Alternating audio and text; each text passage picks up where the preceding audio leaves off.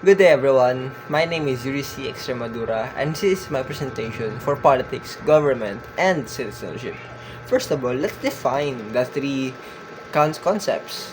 Politics first. It is the process of deciding on who holds power and how resources are distributed. Kumbaga, ito yung elect mo ng mga politicians at yung mga debates, mga policy making, kung tinatanong mo kung sino mapupunta yung power na yun, kung sino yung magiging sitting vice president, at mga senators. Second naman is governance.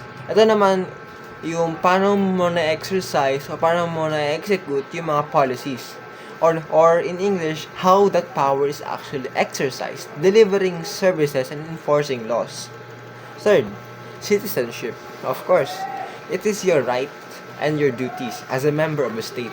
It is voting, paying taxes, and obeying laws, and actually participating in general governance. Ito yung mga rights mo as a person and citizen, but also, yun yung duties mo as a member of the state.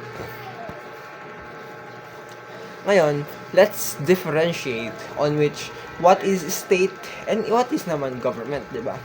First, state. It is the permanent sovereignty entity. Kumbaga, kahit man mawala yung pinaka-administration o kaya yung pinaka-politician sa atin ngayon, or mabago na, yun yung mismo pinaka-permanent o yung pinaka-concept ng isang bansa. It has 4 elements. Territory, the people actually, sovereignty, and government. Example, the Philippines as a nation continues to exist regardless of who's president. Kahit magbago pa man yung presidente natin, yung Pilipinas pa rin yung nag-exist. Yung bansa pa rin natin. Contrary naman ay government, on which yun yung current administration and institutions in power. Siya yung mga politicians na nakaupo sa mga positions ngayon. The agency instrumentality through which the states is formulated and carried out. Example, the Marcos administration, and the current Congress. They change every few years. Nagbabago sila. Contrary naman sa may state, hindi siya nagbabago. Kahit mawala pa yon. Pero sa may government, siya yung mismong current administration. Gets? Okay, next. Next is, we are going to discuss the different eras or historical evolution of our government. First, the pre-colonial era or before 1521. Independent barangays governed by a datu or the chieftain, each a self-contained political unit. Second, governance on customary law, oral tradition, and kinship tied rather than centralized state. Second era naman, the Spanish colonial period. Spain unified the lands for the first time under a centralized governor-general. Well, local rules ran through the Principalía native elite and Cabenza de Barangay, who collected and tribute, who enforced the Spanish law. Third point, forged a shared Filipino identity that later fueled the 1896 revolution. Third era naman, American colonial period on which the Americans colonized the Philippines. They also introduced education, a bicameral legislature, regular elections. Second point, the groundwork of democratic institution. They also trained a generation of Filipino politicians with a US-style framework. Fourth generation or fourth era, the Commonwealth and Japanese occupation, 1935 to 1945.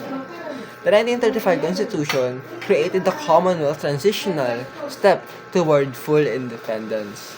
Japan's 1942 to 1945 occupation installed a puppet republic and suspended genuine self-rule.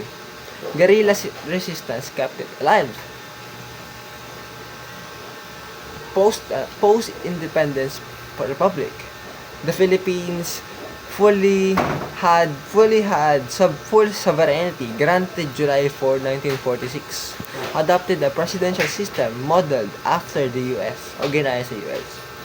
Second, competitive elections flourished, but political dynasties and corruption also took root. Martial law era, on which President Marcos suspended Congress, the press, and civil liberties. centralizing power in the executive. Governance grew, authoritarian, as I know. Infrastructure gains came alongside weakened institutions. Next is the EDSA People Power Revolution. A peaceful civil-military uprising costed Marcos and restored democratic space.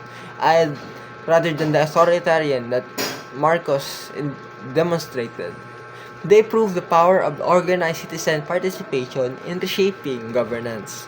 And the last is the 1987 Constitution and decentralization to 1987 to the present. It restored presidential democracy with stronger checks and balances and a Bill of Rights. The 1991 Local Government Code devolved power to LGUs, strengthening grassroots and citizen participation. Let's step back and let's see how actual politics, governance, and citizenship actually connect. First, politics. Kumbaga, sa simpleng salita, ang politics, siya yung paano mo mag-decide kung sino yung mag-lead, kung sino yung magiging presidente, sino magiging vice president, sino yung mga senator. Yung governance naman is paano naman sila nag-lead, paano sila mag-act, paano sila nina-execute yung mga policies na pinangako nila. Pangatlo naman is citizenship. Ito naman yung paano tayo nagpa-participate as a citizen sa process ng pag-implicate ng government. That is all for today. And I am Eurici Examadura from PSIT Audio Airman 1A, and goodbye.